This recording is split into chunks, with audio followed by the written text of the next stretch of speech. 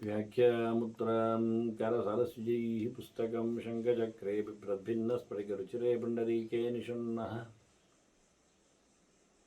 अम्लानश्रीरमृतविशदैरंशभिप्लावयन् मामाविर्भूयादनकमहिमा मानसे वागधीशः नमस्ते प्राणेश प्रणतविभवायावनिमगाः नमः स्वामिन् रामप्रियतमनमन् गुरुगुण नमस्तुभ्यं भीमप्रबलतमकृष्णेष्टभगवन्नमः श्रीमन्मध्वप्रदिश सुदृशन्नो जय जय श्रीगुरुभ्यो नमः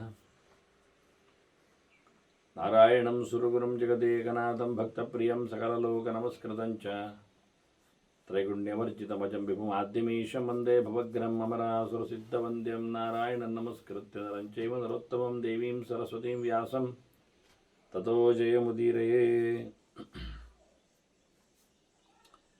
ವೇದವ್ಯಾಸುರ ಮಹಾಭಾರತದ ಚಿಂತಕರಿಗೆ ವಂದನೆಗಳು.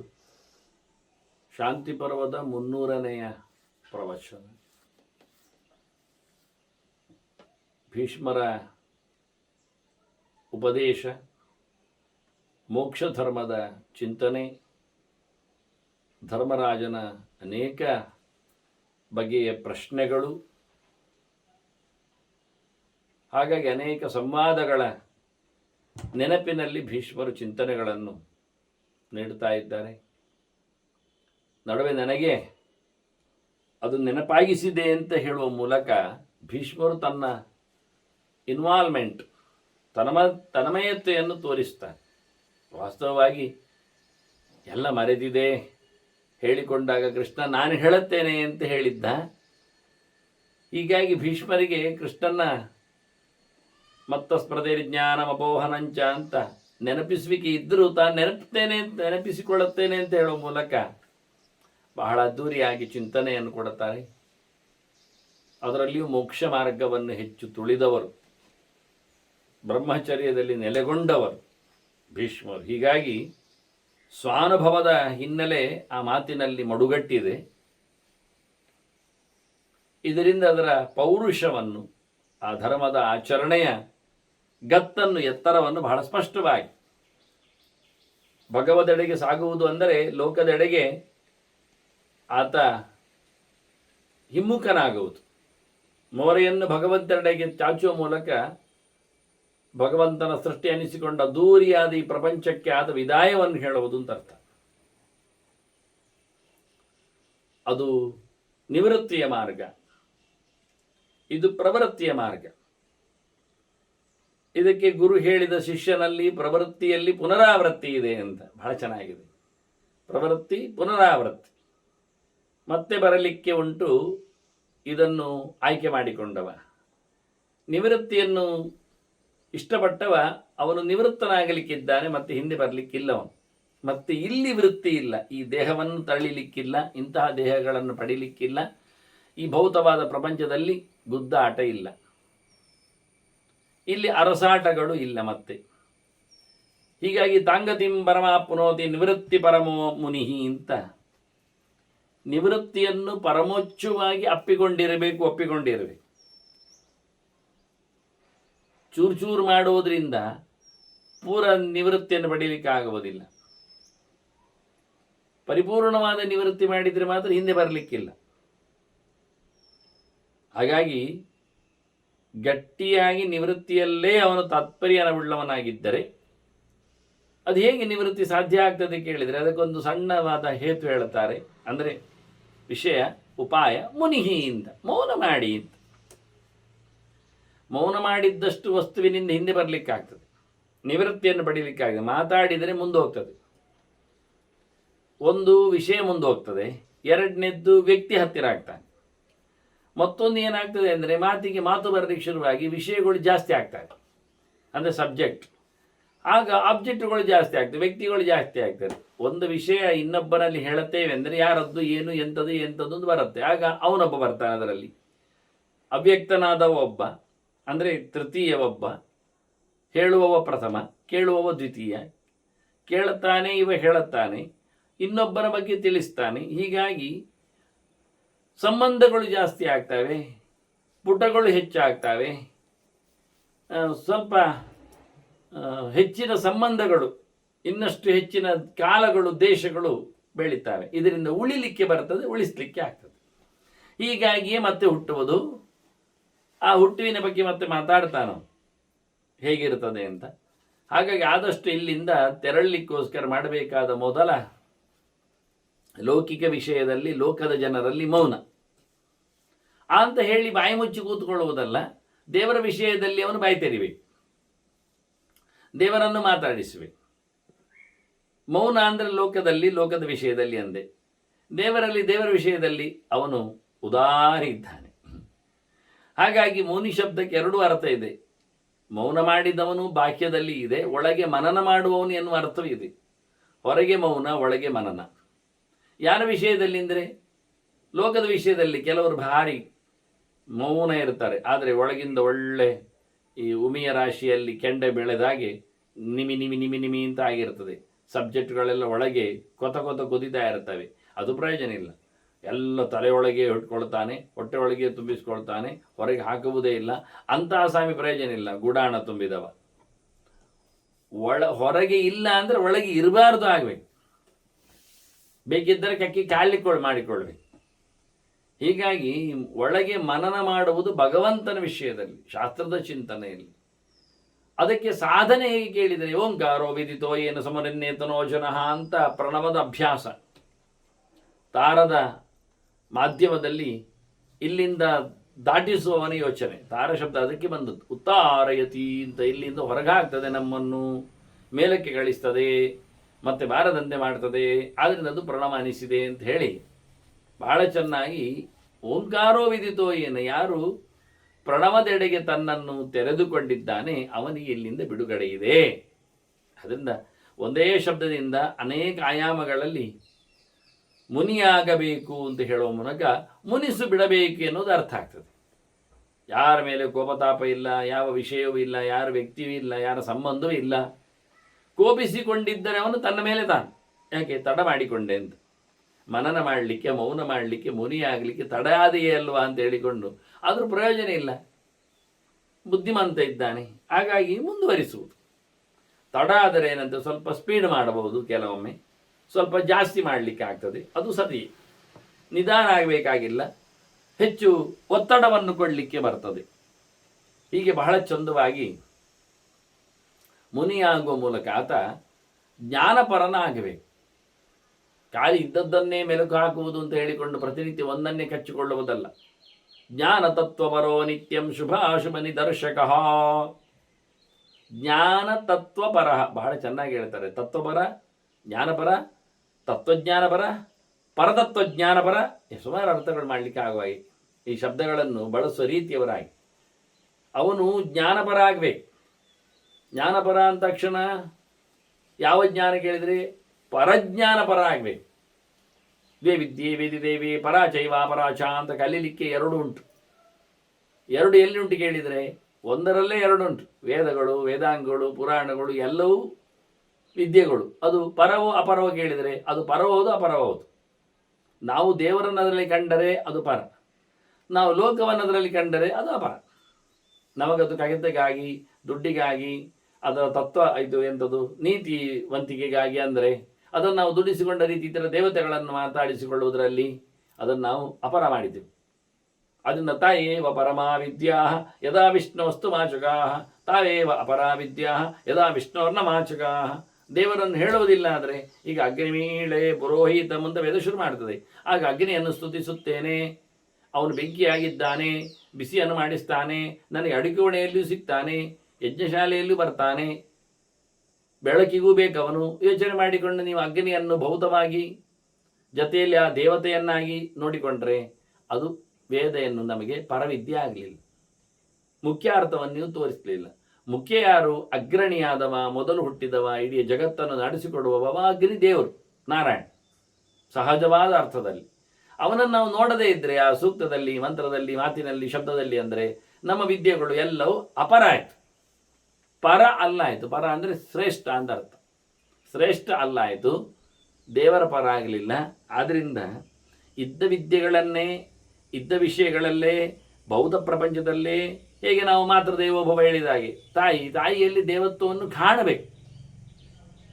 ತಾಯಿಯನ್ನು ದೇವರು ಮಾಡುವುದಲ್ಲ, ಗುಡಿಯಲ್ಲಿ ಪ್ರತಿಷ್ಠೆ ಮಾಡಿ ಫೆವಿಕೋಲ್ ಹಾಕಿ ನಿಲ್ಲಿಸಿ, ಮತ್ತು ಅಲ್ಲಿಗೆ ಒಂದು 4 ತಂಬಿಗೆ ನೀರು ಹಾಕಿ ಒರೆಸಿದಂತೆ ನಾಟಕ ಮಾಡಿ ಮತ್ತೊಂದೆರಡು ಮಾಲೆ ಹಾಕಿ ಊದುವತ್ತೆತ್ತಿದ್ದು ಗರ್ಭಗುಡಿ ಬಾಗಿಲು ಕ್ಲೋಸ್ ಮಾಡಿಬಿಟ್ರೆ ಮುಂದೆ ಬೇಕಾದ್ರೆ ತೆಂಗಿನಕಾಯಿ ಒಡೆಯುದು. ನಾನು ಇತ್ತೀಚೆಗೆ ಕೇಳಿಕೊಂಡ ಒಂದು ವಿಚಿತ್ರ, ತೆಂಗಿನಕಾಯಿ ಒಡೆಯುವುದು. ಈ ಉತ್ಸವಗಳಲ್ಲಿ, ಉತ್ಸವದ ಎದುರಲ್ಲಿ ರಥ ಹೋಗುವ ಮುಂಚೆ ಸೇವೆಯವರು, ಊರಿನವರು, ಗುತ್ತಿಗೆಗಾರರು ಎಲ್ಲ ಇದ್ದರೆ ಅವರಿಗೆಲ್ಲ ತೆಂಗಿನಕಾಯಿ ಕೊಟ್ಟು ಇನ್ನೇನು ನಮಗೆ ವಿಘ್ನ ಬಾರದಂತೆ, ಯಾರದ್ದೋ ಕಣ್ಣೋ ಇನ್ನೇನು ಆಗದಂತೆ ಸಸೂತ್ರವಾಗಿ ಒಳ್ಳೆಯ ರೀತಿಯಿಂದ ಉತ್ಸವ ನಡೆದು ಮುಂದೋಗಿ ಹೊರಗೆ ಬರಲಿದೆ. ಕೆಲವೊಮ್ಮೆ ಅದರದ್ದು ಹಗ್ಗ ತುಂಡಾಗುವುದುಂಟು, ಎಳೆಯುವ ರಭಸಲ್ಲಿ ಕೆಲವರು ಕಾಲಿಗೆ ತಿಕ್ಕಿ ಬೀಳುವುದುಂಟು, ಇನ್ನೇನು ಚಕ್ರದ ಕೀಲು ತಪ್ಪುವುದುಂಟು. ಅದು ಇಡೀ ರಥವೇ ಇತ್ತೀಚೆಗೆ ಬಿದ್ದುಕೊಂಡಾಗಿ ಬೀಳುವುದು ಇರ್ತದೆ. ಅದರದ್ದು ದಂಡವೋ, ಪತಾಕೆಯೋ, ಧ್ವಜವೋ, ಮತ್ತೊಂದು ಕಿರೀಟವೋ ಅದೆಲ್ಲ ಆಗದಂತೆ ಆಗಲಿಕ್ಕೆ ಎಲ್ಲರ ಒಂದು ಪ್ರಾರ್ಥನೆ ಇರಲಿ ಹೇಳಿಕೊಂಡು, ಅದು ನೀವಾಳಿಸಿ ಹೊಡೆದು ತೆಗೆದ ಹಾಗೆ ಅಂತ ಹೇಳಿಕೊಳ್ಳುವಾಗೆ ಅನಿಷ್ಟವನ್ನು, ದುಶ್ಶಕನಗಳನ್ನು ದೂರ ಮಾಡಿಕೊಳ್ಳಿಕ್ಕೆ ತೆಂಗಿನಕಾಯಿ ಒಡೆಯುವುದು ಅಂತ ಒಂದುಂಟು. ಒಡೆಯುವಾಗ ನೆಲದಲ್ಲಿ ಸರಿ ಒಡೆಯುವುದಿಲ್ಲ ಅಂತಾದರೆ ರಥ ಹೋಗುವ ದಾರಿಯಲ್ಲಿ ಅದಕ್ಕೊಂದು ಚಂದವಾದ ಕಲ್ಲನ್ನು ಇಡ್ತಾರೆ, ಪಾದೆಕಲ್ಲು ತುಂಡನ್ನು, ಅದರ ಮೇಲೆ ಒಡೆದು ಮುಂದುವರಿಸುವುದುಂಟು. ಇತ್ತೀಚೆಗೆ ಏನಾಯಿತು ಕೇಳಿದರೆ ಗಮ್ಮತ್ತು ಅಂದರೆ, ಇತ್ತೀಚೆಗೇನು ಕೆಲವು ಕಡೆಯಲ್ಲಿ ಬಹಳಷ್ಟು ಹಳೆಯ ಲೋಕಾಚಾರದಲ್ಲೇ ಅಂತ ಹೇಳ್ತಾರೆ, ಎಲ್ಲ ಹೋಗಿ ಅದರ ಚಕ್ರಕ್ಕೆ ಹೊಡೆಯುವುದು. ಇವರಿಗೆ ನೆಲದಲ್ಲಿ ಗದ್ದೆಯಲ್ಲಿ ಉತ್ಸವ ಆಗಲಿಕ್ಕೆ ಹೋಗಿ ಮಣ್ಣಿನ ನೆಲದಲ್ಲಿ ಹೊಡೆಯುವುದಿಲ್ಲ ಹೇಳಿ ಹೊಡೆಯುವ ಒಂದು ಸಾಧನೆ ಹೇಳಿಕೊಂಡು ಚಕ್ರಕ್ಕೆ ಹೊಡೆಯಲಿಕ್ಕೆ ಶುರು ಮಾಡಿದ್ದಾರೆ. ಚಕ್ರದಲ್ಲಿ ನಾವು ದೇವತೆಗಳನ್ನು, ವೇದಾದಿಗಳನ್ನೆಲ್ಲ ಆವಾಹನೆ ಮಾಡಿ ಪೂಜೆಗೊಳಿಸಿ ಅದನ್ನು ನಡೆಸುವುದು. ಇಡೀ ರಥವೇ ನಮಗೆ ಭಗವದ್ ರೂಪ. ನಮ್ಮ ಹೊರಗಿನಲ್ಲಿ ನೋಡಿಕೊಳ್ಳುವ ಹಾಗೆ ಚಕ್ರಗಳು ಕಾಲುಗಳ ಹಾಗೆ, ಆನಂತರ ಪೀಠ ಅವನ ಕೆಳಭಾಗದ ಹಾಗೆ, ಮೇಲಕ್ಕೆ ನಡುವೆನ್ನು ಡೂಮಿನ ಹಾಗೆ ಕಾಣುತ್ತದೆ, ಅದು ಅವನ ಉದರ ಮತ್ತು ಹೃದಯ. ಅದರಲ್ಲಿ ದೇವರನ್ನು ಕಾಣಲಿಕ್ಕೆ ಹೃದಯಂ ಬ್ರಹ್ಮೇತಿ ಅರುಣೇಯ ಉದರಂ ಬ್ರಹ್ಮೇತಿ ಅಂತ ಹೇಳಿಕೊಂಡು ಶಾರ್ಕರಾಕ್ಷ್ಯ ಅಂತೇಳಿ ಬ್ರಹ್ಮಾಯಿ ವತಾಯಿ ಅಂತ ಅಲ್ಲಿ ದೇವರ ಅಸ್ತಿತ್ವ. ಅದರ ಆಚೆಗೆ ಅವನ ಮೇಲಿನ ಏನೊಂದು ಕಲಶ ಇದೆ ಅಥವಾ ದೊಡ್ಡ ಉರುಟಿದೆ, ಅದು ತಲೆ ಇದ್ದ ಹಾಗೆ. ಮತ್ತು ಅತ್ತ ಇತ್ತ ಪತಾಕೆಯಲ್ಲಿ ಹಾಕಿಕೊಂಡಿರತಕ್ಕಂತಹ ಮಾಲೆ ಬಹಳ ಚೆನ್ನಾಗಿ ಕೈ ಅಲ್ಲಾಡಿಸಿಕೊಂಡು ಬರುವ ಹಾಗೆ ಕಾಣುತ್ತದೆ. ಹೀಗೆ ಇಷ್ಟೆಲ್ಲ ರಥವನ್ನು ಚಿಂತನೆ ಮಾಡ್ತೇವೆ. ಆ ರಥವನ್ನು ನಮ್ಮಲ್ಲಿ ಚಿಂತನೆ ಮಾಡಿಕೊಳ್ಳಿ. ಶರೀರಂ ರಥಮೇವ ಶಾಂತ, ಇಡೀ ಶರೀರವೇ ನಮ್ಮ ರಥ ಅಂತ ಹೇಳಿಕೊಂಡು ಅದರಲ್ಲಿ ದೇವರನ್ನು ಕಾಣಬೇಕು ಅಂತ ಹೊರಗಿನ ಉತ್ಸವವನ್ನು ಅಟೆಂಡ್ ಆಗುವ ಲಕ್ಷಣ. ಹೀಗಿರುವಾಗ ದೇವರ ಕಾಲಿಗೆ ಬಡ್ದಾಗಾಯ್ತಲ್ಲ ಇವರದ್ದು ತೆಂಗಿನಕಾಯಿ, ಏನು ಕರ್ಮ. ಇನ್ನು ಮುಂದಕ್ಕೆ ಹೋಗ್ತಾ ಅವರು ದೇವರ ಪೀಠಕ್ಕೆ ಹೊಡೆದಾರು ಹತ್ತಿ, ಇನ್ನು ಕೊನೆಗೆ ಅಲ್ಲಿ ಕೂತ ತಂತ್ರಿಗಳಿಗೆ ಹೊಡೆದಾರು, ಪೂಜೆಯವರನ್ನೇ ಬಡಿದಾರು. ವಾಸ್ತವವಾಗಿ ಇದೇ ಕಷ್ಟ ಆಗುವಂಥದ್ದು. ಚಿಂತನೆಗಳನ್ನು, ಸಂಪ್ರದಾಯಗಳನ್ನು ಅರಿಯದವರು ಅರ್ಥ ಮಾಡಿಕೊಂಡಿಲ್ಲದೆ ಮಾಡಿರತಕ್ಕಂತಹ ಕೆಲವೊಂದು ಸಂಪ್ರದಾಯ ಅಂತ ಹೇಳಿಕೊಂಡು ಹಾಳು ಮಾಡ್ತಾರೆ. ಅರ್ಥ ಗೊತ್ತಿಲ್ಲದೆ ಶಾಸ್ತ್ರವನ್ನು ಬದಿಗೆ ಎಳಿತಾರೆ. ಅದರಿಂದ ನಿಜವಾಗಿ ಒಳ್ಳೆ ರೀತಿಯಲ್ಲಿ ಲೋಕದಲ್ಲಿ ನಿವೃತ್ತಿಯನ್ನು ಕಾಣುವ ಕತೆ, ಬಿಟ್ಟು ಬರುವ ವ್ಯವಸ್ಥೆ, ಉಳಿದ ಎಡೆಯಲ್ಲಿ ಅಲ್ಲದಂತೆ ಶುದ್ಧವಾದ ಜ್ಞಾನ, ಎತ್ತರವಾದ ಜ್ಞಾನ, ಪರಮೋಚ್ಚವಾದ ಭಗವನ್ನಿಷ್ಠವಾದಂಥ ಚಿಂತನೆ, ತತ್ವಜ್ಞಾನ ಬರಹ ಹೇಗುಂಟೋ ಹಾಗೆ ಅರಿವನ್ನು ಸಂಪಾದನೆ ಮಾಡಿಕೊಳ್ಳುವುದು, ಪರಜ್ಞಾನ ತತ್ವ, ಸಾಮಾನ್ಯ ತತ್ವ ಅಲ್ಲ, ಪರತತ್ವ, ವೇದಗಳಲ್ಲಿ ದೇವರನ್ನೇ ಕಾಣತಕ್ಕಂಥ ಔಚಿತ್ಯವನ್ನು ನೋಡುವಂಥದ್ದು. ಈ ರೀತಿಯಾಗಿ ಜ್ಞಾನಪರನಾಗಿದ್ದಾಗ ಅವನು ಶುಭಾಶುಭ ಪ್ರದರ್ಶಕ. ಒಳಿತು ಕೆಡುಕುಗಳನ್ನು ಚೆನ್ನಾಗಿ ನೋಡಿಕೊಂಡಿರ್ತಾನೆ. ಯಾವುದು ಮಾಡಿದರೆ ಉಳಿತದೆ, ಯಾವುದು ಮಾಡಿದರೆ ಹೋಗ್ತದೆ, ಯಾವುದರಿಂದ ಮೋಕ್ಷವನ್ನು ಪಡೆಯಬಹುದು, ಯಾವುದರಿಂದ ನಾನು ಸಂಸಾರದಲ್ಲಿ ತಿರುಗಬಹುದು. ಅಂದ ಶುಭ ಯಾವುದು ಕೇಳಿದರೆ ಮೋಕ್ಷ ಸಂಭವತಿ, ಉತ್ತಮವಾದ ಸುಖ ಸಿಗ್ತದೆ. ಅಶುಭ ಯಾವುದು ಅಂದರೆ ಸಂಸಾರ. ಇದನ್ನೆಲ್ಲ ಚೆನ್ನಾಗಿ ಚಿಂತನೆ ಮಾಡಿದವ ಪ್ರವೃತ್ತಿ ಧರ್ಮವನ್ನು ತೊರೆದು ನಿವೃತ್ತಿ ಧರ್ಮದೆಡೆಗೆ ಉತ್ತಮವಾದ ತತ್ವಜ್ಞಾನಕ್ಕೆ ಆತ ಶಾಮೀಲಾಗಿ ಚಿಂತಕನಾಗಿ ಮುಂದುವರಿಬೇಕು. ಈ ರೀತಿ ಮಾಡಿಕೊಂಡಾಗ ತದೇವ ಮೇತೌ ವಿಜ್ಞೇಯೌ ಅವ್ಯಕ್ತ ಪುರುಷೌಭೌ. ಇಲ್ಲಿ ತಿಳ್ಕೊಳ್ಳಬೇಕಾದ ಸಂಗತಿ ಎರಡು ದೊಡ್ಡ ಸಂಗತಿ ಉಂಟು. ಒಂದು ಅವ್ಯಕ್ತ, ಇನ್ನೊಂದು ಪುರುಷ. ಇದನ್ನು ನಾನಿಲ್ಲಿ ಪ್ರಕರಣದಲ್ಲಿ ಇಟ್ಟುಕೊಂಡು ಚಿಂತನೆಯಲ್ಲಿ ತರುವಾಗ ಎಲ್ಲೆಡೆ ಹೇಳುವಾಗೆ ಅವ್ಯಕ್ತ ಮಾಹು ಅಂತ ಹೇಳಿದಾಗ ಅವ್ಯಕ್ತ ತತ್ವ ಅದು ಮಹಾಲಕ್ಷ್ಮಿ. ಅದರಿಂದ ಅವ್ಯಕ್ತಗಳನ್ನು ಮಹಾಲಕ್ಷ್ಮಿಯನ್ನು ಚಿಂತನೆ ಮಾಡಬೇಕು. ಜೊತೆಯಲ್ಲಿ ಪುರುಷ ತತ್ವ ಅದು ಪುರುಷ ನಿಜವಾಗಿ ಲಕ್ಷ್ಮಿಯ ಜೊತೆಯಲ್ಲಿ ಹೇಳುವಾಗ ನಾರಾಯಣ ಆಗ್ತಾನೆ, ಪರಮಪುರುಷನೇ ಆಗ್ತಾನೆ. ಆದರೆ ಇಲ್ಲಿ ಮುಂದೆ ಹೇಳುತ್ತಾ ಅವರು ಅವ್ಯಕ್ತ ಪುರುಷಾಭ್ಯಾಂತು ಯತ್ತತ್ ಸ್ಯಾದ್ ಅನ್ಯತ್ ಮಹತ್ತರಂ ಅಂತೇಳಿ ಅವ್ಯಕ್ತ ಪುರುಷ ತತ್ವಗಳಿಗಿಂತಲೂ ಮಿಗಿಲಾದ ಭಗವಂತನನ್ನು ಚಿಂತನೆಯಲ್ಲಿ ತರ್ತಾರೆ. ಆದ್ದರಿಂದ ಪುರುಷ ತತ್ವದಲ್ಲಿ ಅಪ್ರಧಾನವಾದ ಒಂದು ಪುರುಷ ಉಂಟು, ಅದು ಜೀವ, ಚತುರ್ಮುಖ ಬ್ರಹ್ಮದೇವ, ಎಲ್ಲ ಜೀವಗಳಿಗೆ ಅಭಿಮಾನಿಯಾದವ. ಅದನ್ನ ಪುರುಷರನ್ನು ಜೀವ ಅಂತಾರೆ, ಲಕ್ಷ್ಮಿಯನ್ನು ಅವ್ಯಕ್ತ ಅಂತಾರೆ. ಇಲ್ಲಿ ಇದೆರಡನ್ನು ಉಲ್ಲೇಖ ಮಾಡಿದ ಎರಡು ತತ್ವ. ನಮಗೆ ಪರತತ್ವದ ಚಿಂತನೆ ಆಗಬೇಕಲ್ಲ. ಸುಪ್ರೀಂ ಅದು ಎಷ್ಟು ಮೇಲೆ ಉಂಟು ಕೇಳಿದರೆ ಅವ್ಯಕ್ತವಾದ ಲಕ್ಷ್ಮೀ ತತ್ವಕ್ಕಿಂತಲೂ ಮೇಲೆ ಇದೆ. ನಾವು ಸ್ಥೂಲವಾಗಿ ಹೇಳುವಾಗ ವ್ಯಕ್ತ ಅವ್ಯಕ್ತ ಹೇಳುವಾಗ ಸ್ಥೂಲವಾದ ಜಗತ್ತು ವ್ಯಕ್ತ, ಪರಮಾತ್ಮ ವ್ಯಕ್ತ ಅಂತೇವೆ. ಆದರೆ ಪ್ರಕೃತಿಯನ್ನೇ ವ್ಯಕ್ತ ಅನ್ಲಿಕ್ಕೆ ಬರ್ತದೆ. ಜಡವಾದ ಪ್ರಕೃತಿ ವ್ಯಕ್ತ, ಚಿತ್ತ ಪ್ರಕೃತಿ ಅವ್ಯಕ್ತ ಹೇಳಿದ್ದಾಳೆ ಅಂತ. ಅವ್ಯಕ್ತವಾದದ್ದನ್ನೇ ಕೂಟಸ್ಥ ಅಂತ ಕರೆದಿದ್ದಾರೆ ಗೀತೆಯಲ್ಲಿ. ಅವಳನ್ನೇ ಅಕ್ಷರ ಅಂತ ಹೇಳ್ತಾ ಇರೋದೇ ಲಕ್ಷ್ಮಿ. ಆದ್ರೆ ಲಕ್ಷ್ಮಿ ಮತ್ತೆ ಜೀವ, ಚತುರ್ಮುಖ ಪುರುಷ, ಇದು ಎರಡು ತತ್ವಗಳಿಗಿಂತ ಮಿಗಿಲಾದ ತತ್ವ, ಮೇಲಿನ ವಸ್ತು ಅದು ಪರಮಾತ್ಮ. ಅದು ತದೇವ ಮೇತೋ ವಿಜ್ಞೇಯೋ ಅವ್ಯಕ್ತ ಪುರುಷ ಉಭೌ ಅವ್ಯಕ್ತ ಪುರುಷಾಭ್ಯಾಂತು ಯತ್ಸ್ಯಾದ್ ಅನ್ಯತ್ ಮಹತ್ತರಂ. ಇಲ್ಲಿ ಯಾಕೆ ಮಹತ್ತರ ಶಬ್ದ ಹಾಕಿದ್ದು ಅಂದರೆ ಮಹತ್ತತ್ವ ಚತುರ್ಮುಖನನ್ನು ಉಲ್ಲೇಖ ಮಾಡುತ್ತದೆ. ಪುರುಷತತ್ವ ಅಂತೂ ಚತುರ್ಮುಖನಿಗೆ ಅರ್ಥ. ಹಾಗಾಗಿ ಅದಕ್ಕಿಂತಲೂ ವಿಲಕ್ಷಣನಾದವ, ಮೇಲೆ ನಿಂತವ ಭಗವಂತ ಇದ್ದಾನೆ. ಅತ್ಯಂತ ವ್ಯಾಪಿಸಿಕೊಂಡಿರತಕ್ಕಂಥ ಜಗತ್ತಿನಲ್ಲಿ ನೆಲೆಗೊಂಡಂತಹ ಮಹತ್ತತ್ವಕ್ಕೆ ಮಹಾಲಕ್ಷ್ಮಿಯನ್ನು ಚಿಂತನೆ ಮಾಡಲಿಕ್ಕೆ ಬರಲಿಕ್ಕೆ ಹೋಗಿ ಮಹಾಲಕ್ಷ್ಮಿಗೆಂತಲೂ ಮಿಗಿಲಿದ್ದಾನೆ ಭಗವಂತ ಅಂತ ಹೇಳ್ತಾರೆ. ಮತ್ತು ಉಳಿದ ತತ್ವಗಳಿಗೆಲ್ಲ ಮಹತ್ತತ್ವ ಶಬ್ದ ಚಿಂತನೆ ಮಾಡುವುದಿಲ್ಲ. ಯಾಕೆ ಬ್ರಹ್ಮಾಂಡದ ಅರಸೊತ್ತಿಗೆ ಇರುವುದು ಅದು ಚತುರ್ಮುಖನಿಗೆ. ಅದು ಮಹತ್ ಇದ್ದದರಲ್ಲಿ ಕಾಣುವುದರಲ್ಲಿ ಕಣ್ಣಿನಲ್ಲಿ ಬ್ರಹ್ಮಾಂಡ, ಅದು ರುದ್ರದೇವನಿಗೆ ಅದರ ಆಧಿಪತ್ಯ ಇಲ್ಲದೆ ಆದ್ದರಿಂದ ಅವನು ಮಹದಾಗುವುದಿಲ್ಲ. ಹೀಗಾಗಿ ವಿಶೇಷವಾಗಿ ಭಗವಂತನ ಚಿಂತನೆ ಜ್ಞಾನ ತತ್ವ ಬರಹ, ಅದರಿಂದ ನಿವೃತ್ತಿ ಧರ್ಮ ಆಗ್ತದೆ ಅಂತ ಉಲ್ಲೇಖ ಮಾಡಿದೆ. ಇನ್ನು ಇವರನ್ನು ಹೇಳುವಾಗ, ಚಿಂತನೆಯಲ್ಲಿ ತರುವಾಗ ಪುರುಷನನ್ನು ಭಗವಂತನನ್ನಾಗಿ ಹೇಳಲಿಕ್ಕೆ ಅಲ್ಲಿ ಒಳಾಭಿಪ್ರಾಯ ಇರಲಿಕ್ಕೆ ಹೋಗಿ ಮುಂದೆ ತತ್ವಗಳ ಪರಿಚಯ ಮಾಡಿಸುವಾಗ ಅನಾದ್ಯಂತೌ ಉಭೌ ಏತೌ ಅಲಿಂಗೌ ಚಾಪಿ ಉಭಾವಪಿ ಅಂತೇಳಿ ಯಾವುದೇ ರೀತಿಯಾದ ಲಿಂಗದೇಹವನ್ನು ಸಂಪರ್ಕ ಮಾಡಿಕೊಳ್ಳದವರು, ಲಿಂಗದೇಹ ಇದ್ದವರಿಗೆ ಸೆಲ್ ಅಂತೇವೆ ನಾವು, ಅದು ಇದ್ದವರಿಗೆ ಒಡ್ಕೊಂಡು ಬರಲಿಕ್ಕೆ ಪ್ರಪಂಚ ಇದೆ. ಅವರು ಬ್ರಹ್ಮಾಂಡಕ್ಕೆ ಹೋಗಬೇಕು ಅಂದರೆ ಸೃಷ್ಟಿಯಲ್ಲಿ ಬರಬೇಕು, ಸಾಧನೆಗಳನ್ನು ನಡೆಸಬೇಕು ಅಂದರೆ ಸ್ಥಿತಿಯಲ್ಲಿ ಬರಬೇಕು, ಅವರು ಸಮೃದ್ಧರಾಗಬೇಕು, ಸಂಹಾರಕ್ಕೆ ಯೋಗ್ಯರಾಗಬೇಕು. ಅಲ್ಲಿಗೆ ಅವರು ತಮ್ಮ ಕವಚವನ್ನು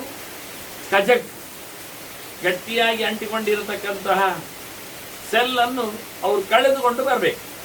ಅವರಾಗಿ ಕಳೀಲಿಕ್ಕೆ ಆಗುವುದಿಲ್ಲ. ಕಳೆಯುವ ಸಾಧನೆ ಮಾಡಿಕೊಂಡದ್ರಿಂದ ಭಗವಂತ ಅದನ್ನು ತೆಗಿತಾನೆ, ಪ್ರಾಣನ ಮಾಧ್ಯಮದಲ್ಲಿ ಅದು ಹೋಗ್ತದೆ. ಆದರೆ ಅಂಥ ಒಂದು ಅಂಟಿಕೊಂಡ ಲಿಂಗ ದೇಹ ಇಲ್ಲ.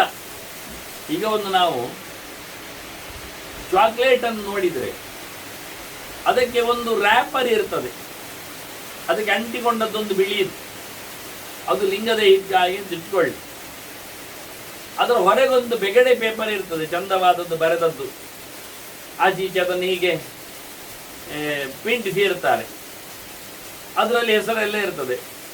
ಅದು ಚಂದವಾಗಿ ಕಾಣುವಂಥ, ಅದು ಕಾಣುವ ದೇಹ ಸ್ಥೂಲ ದೇಹ. ಆ ಚಾಕ್ಲೇಟನ್ನು ಜೀವ ಅಂತ ಇಟ್ಕೊಳ್ಳಿ.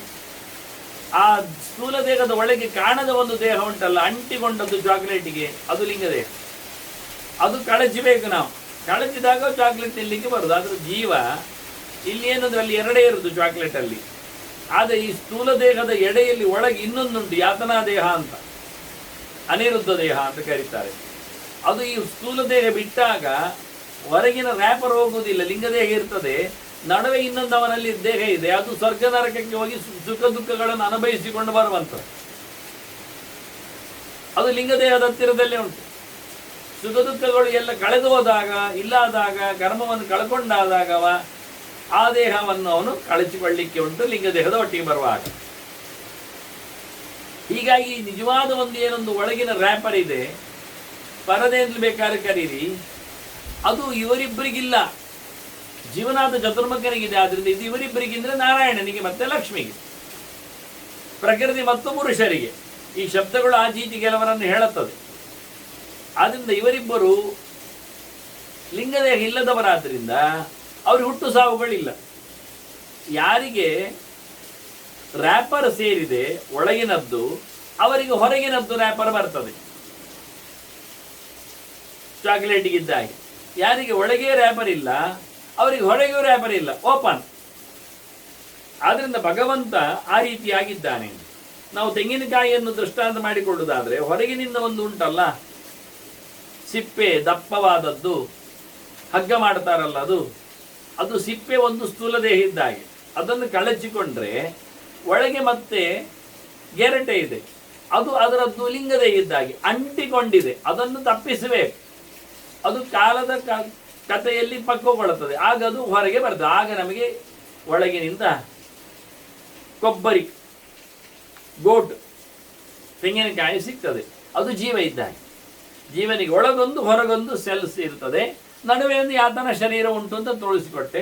ಭಗವಂತನ ಈ ರೀತಿಯಾದಂತಹ ಒಳಗಿನ ಸೆಲ್ ಇಲ್ಲದೆ ಇರಲಿಕ್ಕಾಗಿ ಹೊರಗಿನ ಸೆಲ್ ಬರುವುದಿಲ್ಲ. ಅಕ್ಕಿಯಲ್ಲಿ ಕೆಂಪನೆ ಒಂದು ಇರ್ತದಲ್ಲ, ಅದು ಅದರದ್ದು ಲಿಂಗದೇಹ ಇದ್ದಾಗ. ಅದು ನಾವು ತೌಡು ಅಂತೆ ಮತ್ತೆ ತೆಗೆದೋದ್ರೆ.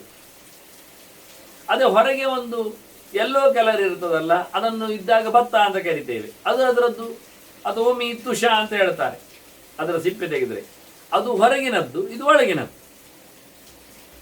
ಹೀಗೆ ನೋಡ್ಲಿಕ್ಕೆ ಇರುವಂಥದ್ದು. ಅವರಿಗೆ ಆ ಒಳಗಿನ ಕವಚ ಸೆಲ್ ಇಲ್ಲದೆ ಇರುವುದರಿಂದ ಅವರಿಗೆ ಹುಟ್ಟು ಸಾವುಗಳು ಇಲ್ಲ. ಆದಿ ಮತ್ತು ಅಂತ್ಯ ಇಲ್ಲದವರು ಅವರಿಬ್ಬರು. ಉಭೌ ಅತ್ಯಂತ ಪ್ರಕಾರರಿದ್ದಾರೆ, ಅವರು ವಿಶೇಷವಾಗಿದ್ದಾರೆ.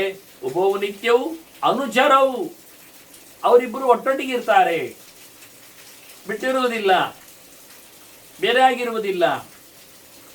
ಅನುಚರ ಆಗಬೇಕಾದ್ರೆ ಭಗವಂತನನ್ನು ಹಿಂಬಾಲಿಸಿಕೊಂಡು ಲಕ್ಷ್ಮಿ ಇರ್ತಾಳೆ, ಹೇಳಿದಾಗೆ ಕೇಳುತ್ತಾಳೆ, ಅಧೀನತ್ವ ಇದೆ. ಭಗವಂತ ಲಕ್ಷ್ಮಿ ಹೇಳಿದ್ದಾಗ ಕೇಳ್ತಾನೆ ಅಂದರೆ ಹೌದು. ಯಾವಾಗ ಉಪಾಸನೆ ಮಾಡಿಕೊಂಡಾಗ ಲಕ್ಷ್ಮಿಯಲ್ಲಿ ಅವಳು ರೆಕಮೆಂಡ್ ಮಾಡಿದಾಗ ಭಗವಂತ ಅವಳು ಮಹಾಲಕ್ಷ್ಮಿ ಭಗವಂತನ ಚಿಂತನೆ ಮಾಡಲಿಕ್ಕೆ ಹೇಳಿಬಿಟ್ಟು, ಯಶೋಧಿಕತರಸ್ತೇಷಾಮ್ ಅಂತ ಕೃಷ್ಣ ಹೇಳ್ತಾನೆ, ಕಷ್ಟ ಉಂಟು ಅಂತಾನೆ.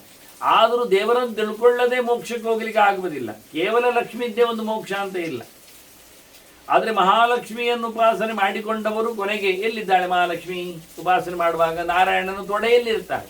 ಕೊನೆಗೂ ನಾರಾಯಣನ ನೋಡ್ಬೇಕು, ಅವರು ಚಿಂತನೆ ಮಾಡಬೇಕು.